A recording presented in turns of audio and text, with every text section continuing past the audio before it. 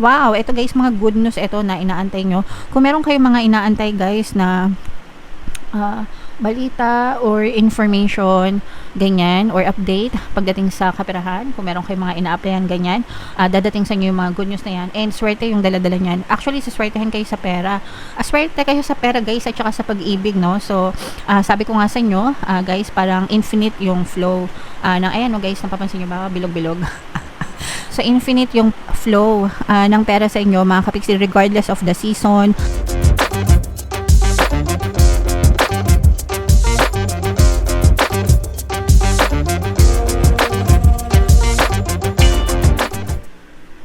Hello guys, hello Virgo, welcome back to Pinay Pixie Tarot. Ang pamagat ng episode natin for tonight is Blessings Kapalaran para ngayong July para sa Virgo, Sun, Moon, Rising Sign, and Venus.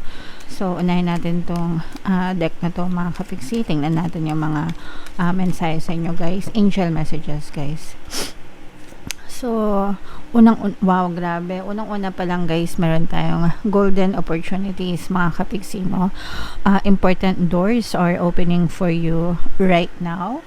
Walk through them, okay? So, ibig sabihin guys, may mga ginintuang opportunity na dumadating sa inyo mga kapiksi. Itong mga opportunities na to guys, ito yung maaaring maging susi, no? Para pumasok yung mga blessings sa buhay nyo mga kapiksi, no?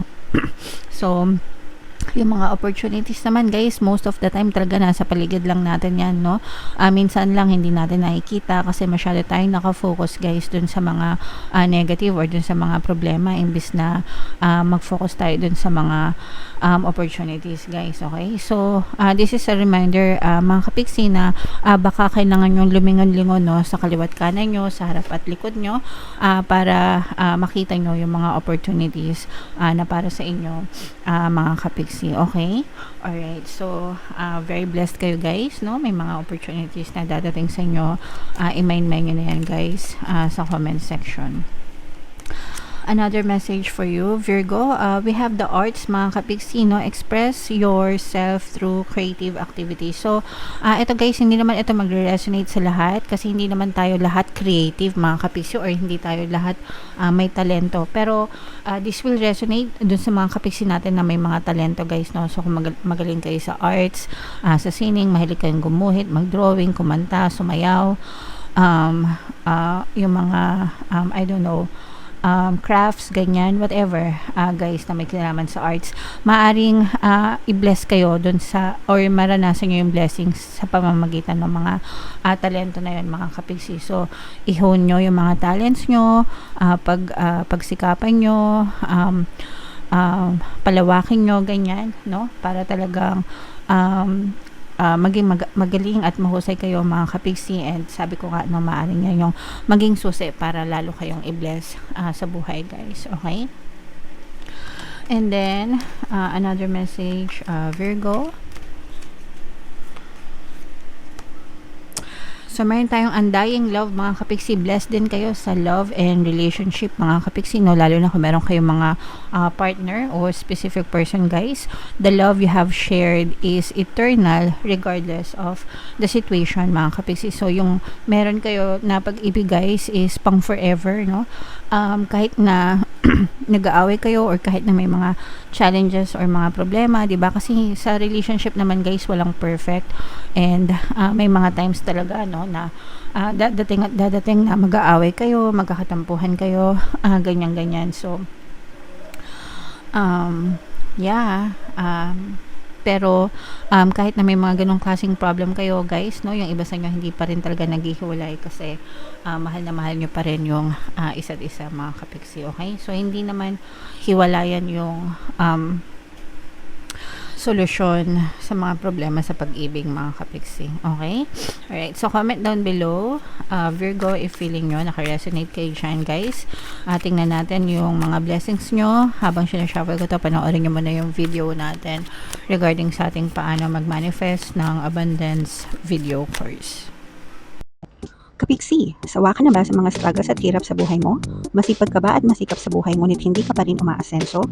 Ilang beses ka na bang nag-attempt mag-negosyo at mag-invest pero palagi ka pa rin nalulugi?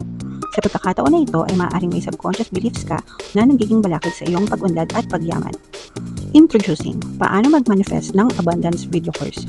Dito ay matututunan mong ma-overcome ang mga balakid mo para tuluyan ka ng umunlad, umasenso, sumagana, maging matagumpay, successful at maswerte sa iyong kabuhayan, pera, trabaho, negosyo, salapi at kaperahan ng bonggang-bongga. Dali, mag-send na ng email sa pinoypixie@gmail.com at simulan na ang iyong pagyaman ngayon. Alright, so sa lahat ng gusto mag-avail ng course guys, naka-flash sa screen nyo. Una, meron tayong paano mag-manifest ng abundance video course. Meron din tayong paano mawala ang third party at magkaroon ng harmonious na relationship. And meron din tayong paano pabalikin sa ex reverse breakup. So sa mga interesado guys, mag-send lang kayo ng email sa pinoypixie@gmail.com. So Virgo guys, kayo ay represent ng King of Pentacles. Ito yung ating blessings energy mga kapixie. Latag natin yung spread nyo guys. So, itong reading na ito mga kapixie, titingnan natin yung mga potential na blessings nyo, no? Yun yung mga positive energy. And then, kapag may negative naman, ibig sabihin yun yung mga balakid, guys, sa blessings nyo mga kapixie.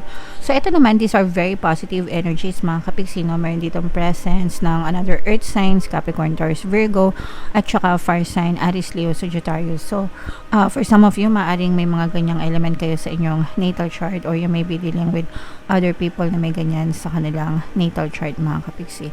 For some of you, super blessed kayo guys, no, sa family mga kapixie. Actually, for some of you, maaari kayo magkaroon ng addition to the family guys, no. Pag sinabing addition to the family, merong balita or news about pregnancy mga kapixie. So it's either ikaw yung magbuntes or asawa mo yung magbuntes. Depende sa gender nyo guys. O kaya naman baka meron kayong mga anak, manugang, ganyan, na buntes mga kapixie, magdadala sila ng baby sa inyong tahanan, mga apo, ganyan mga kapixie, okay?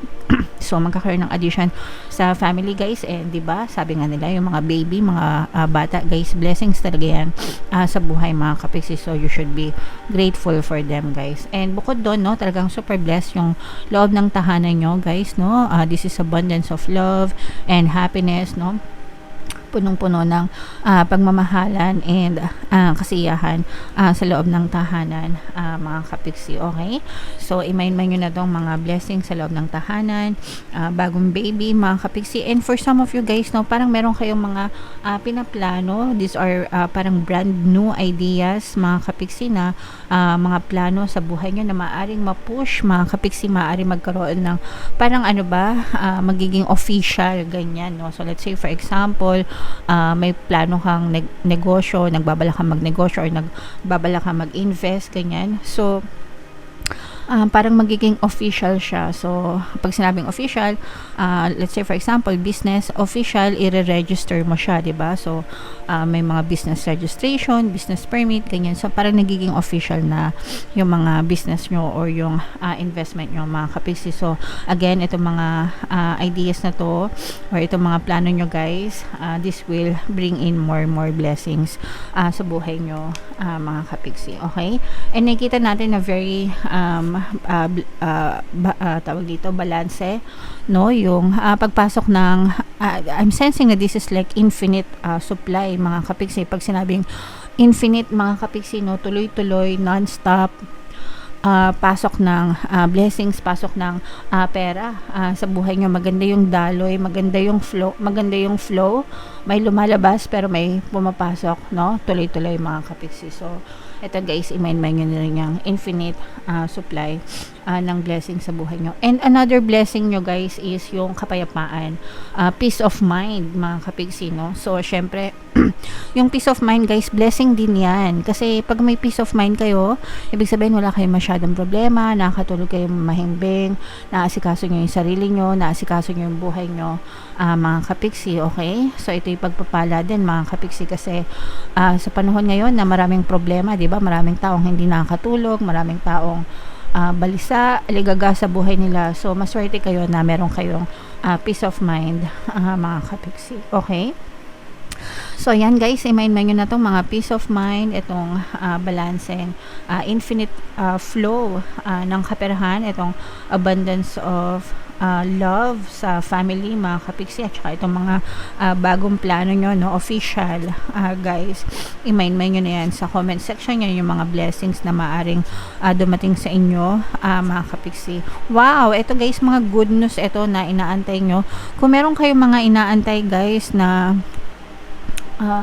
balita or information, ganyan, or update pagdating sa kaperahan, kung meron kayong mga ina-applyan ganyan, dadating sa inyo yung mga good news na yan, and swerte yung dala-dala nyan. Actually, saswertehan kayo sa pera, swerte kayo sa pera guys, at saka sa pag-ibig, no. So sabi ko nga sa inyo, guys, parang infinite yung flow ng, ayan, no guys, napapansin nyo ba, bilog-bilog. So, infinite yung flow ng pera sa inyo, mga kapiksi, regardless of the season, regardless of the parang panahon, guys, no, umulan, umaraw man, mga kapiksi, swerte kayo sa pera, swerte yung pasok ng pera sa inyo, guys. And aside dito sa pera, swerte rin kayo sa pag-ibig, love life, guys, hindi lang sa platonic, no, kumbaga hindi lang sa family na relationship, mga kapisi, kundi pati yung relationship sa love and romantic na relationship. So ito yung mga pang-jowa na love life, mga kapisi. So swerte rin kayo dyan. So nakikita natin, Virgo, na talagang super, wala kayong masyadong negative energy. Actually wala talaga.